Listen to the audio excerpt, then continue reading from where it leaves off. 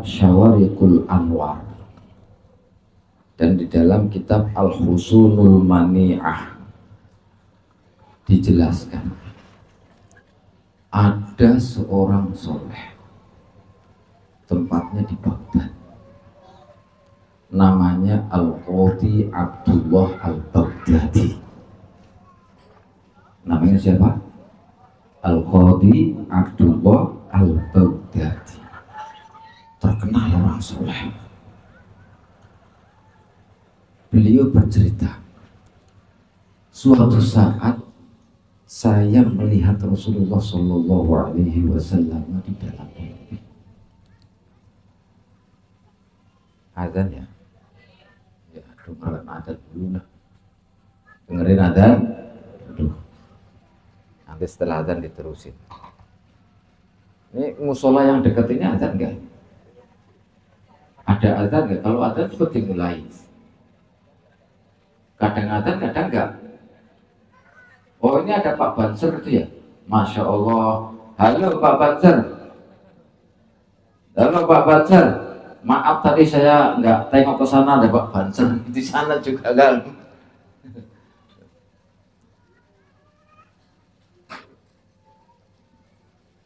Belum azan ya?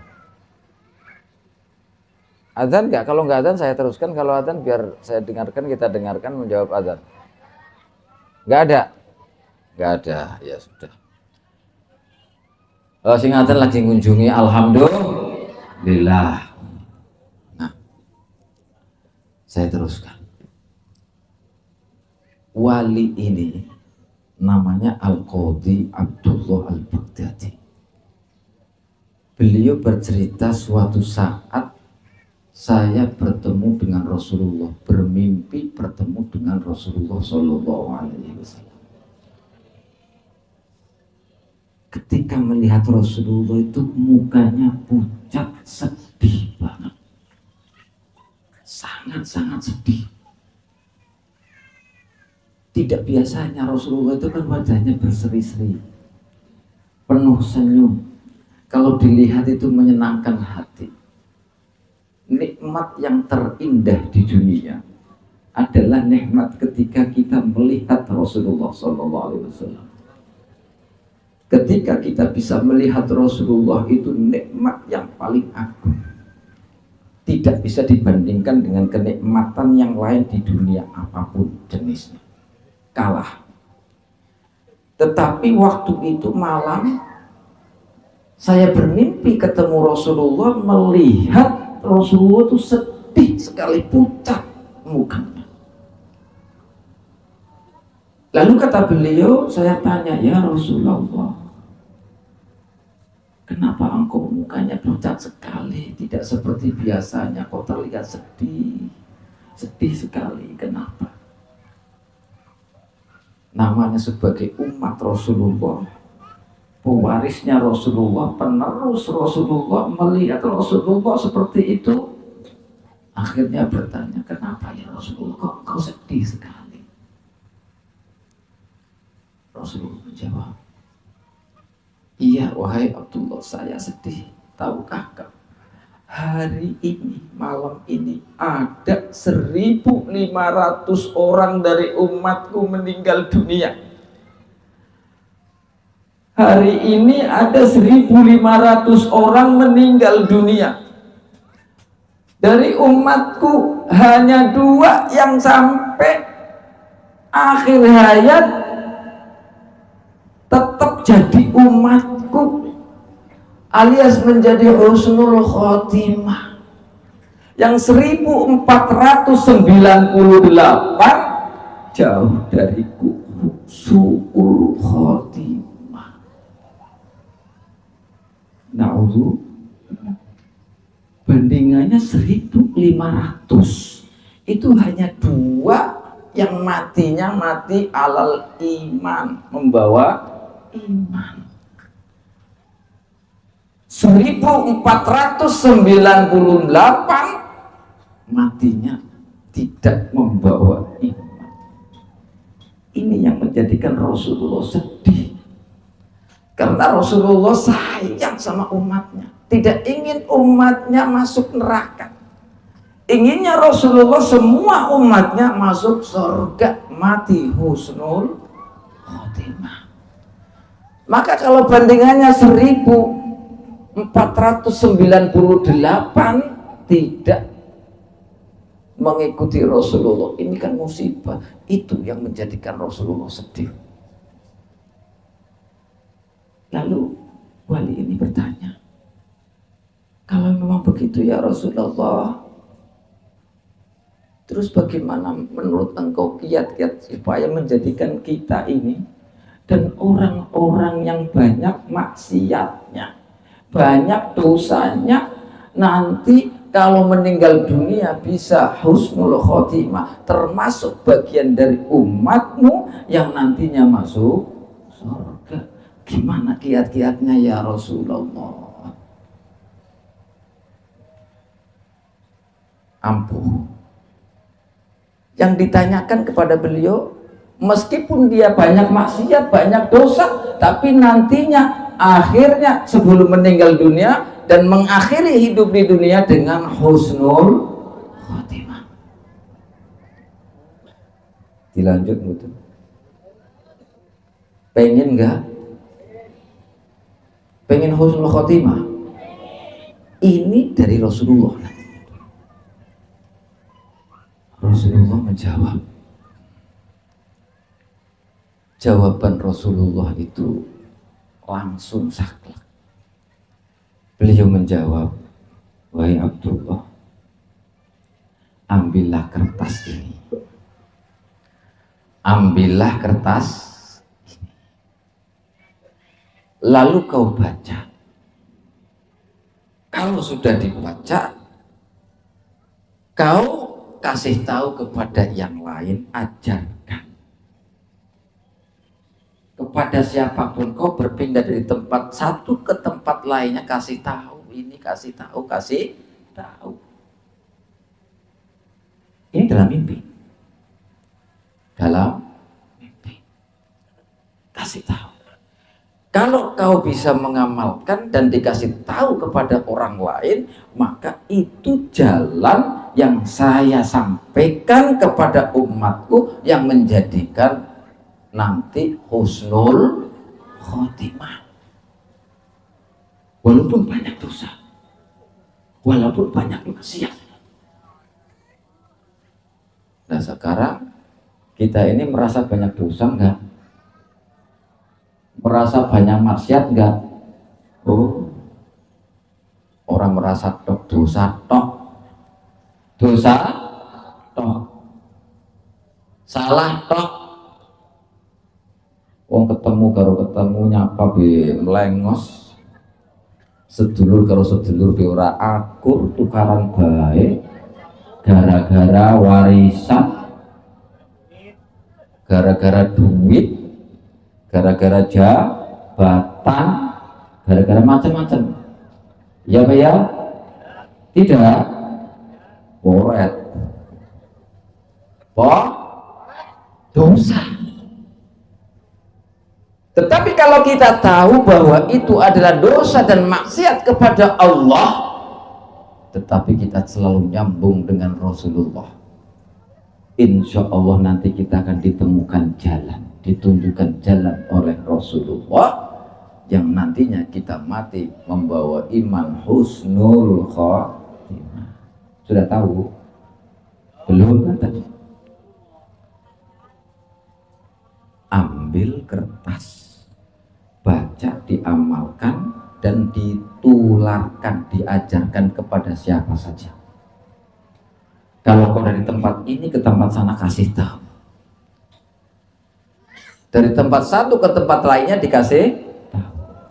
Tetapi kalau tidak mau mengamalkan dan menularkan kepada orang lain, kata Rasulullah, maka dia jauh dari perlindunganku, jauh dari syafaatku, jauh dari nanti mati husnul khotimah, tidak termasuk dari golonganku, kata Rasulullah. Bahaya. Makanya Saud Jajar ini beruntung sekali. Pernah dengar cerita ini? Ini ada di kitab Syawarikul Anwar, juga ada di Al-Fusulul Maniyah. Ini cerita nyata, bahkan diamalkan oleh orang-orang di Jawa Timur, sudah pada mengamalkan, di Kuningan sudah pada mengamalkan, di Cirebon setiap pada pengajian diamalkan, karena ini dari Rasulullah. Kata Rasulullah, amalkan dan disebarkan. Di mana kita bertempat, kasih tahu, kasihan, kasihan. Apalagi yang sudah tua-tua, yang sudah tinggal ngosek, tinggal orang usah wedi.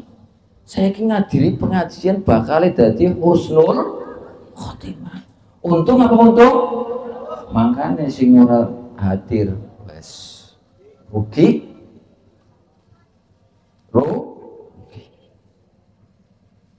Barang wis diomongi, disampaikan oleh Rasulullah demikian,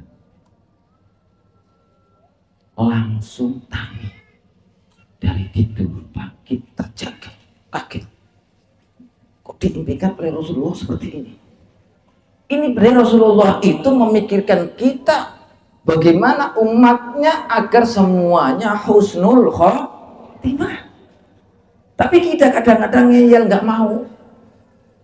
Sudah diajari tidak mau supaya husnul khotimah, karena tadi ada peristiwa yang menjadikan hanya dua yang husnul khotimah, yang 1498 su'ul khotimah, waliyadzubillah. Kalau kita mau bisa mengamalkan dan disampaikan kepada yang lain, insya Allah kita akan tetap menjadi umat Nabi Muhammad SAW yang diakui oleh Nabi, nanti dapat syafaatnya Nabi, mesti husnul khotimah. Setelah kaget, ternyata kertas itu ada di tangannya. Jadi kertas itu dikasih Rasulullah. Kertasnya dikasih Rasulullah. Padahal waktu tidur belum bawa, nggak apa-apa. Ketika ditemu oleh Rasulullah dan disampaikan begitu, ternyata dapat kertas. Akhirnya kertasnya dibuka begini, terus dibaca. Lah, kertas ini sampai ke Saud Jajar, RT 4 RW 4. Untung apa enggak untung? Untung banget. Ini kertasnya. Hafalkan, saya tuntun ya, Bapak Ibu, saya tuntun ini, biar nanti betul-betul kita jaminan dari husnul khotimah. Ora akeh diwaca saben bar salat ping pisan, lamun ora dibahas satu kali ya ping pisan, satu setiap habis sholat. Kalau nggak bisa setiap habis sholat, setiap habis subuh saja sekali, nggak apa-apa. Yang penting dalam 24 jam itu jangan sampai tidak baca ini, karena ini wasiat dari Rasul. Jelas Bapak-bapak, ibu-ibu? Ikuti saya biar hafal. Kalau nggak hafal atau nanti bisa tanya ke anak saya, nanti biar ditulis atau bagaimana. Ikuti saya ya. Bismillahirrahmanirrahim. La ilaha illallah. Semua mendengarkan dan menirukan. La ilaha illallah. Al-mawjud fi kulli zaman. La ilaha illallah. Al-ma'bud fi kulli makan. La ilaha illallah. Al-madhkur bi kulli lisan. La ilaha illallah. Al-ma'ruf bil ihsan. La ilaha illallah. Kulla yawmin huwa fi syan. La ilaha illallah. Al-aman al-aman min zawalil iman wa min fitnatis syaitan.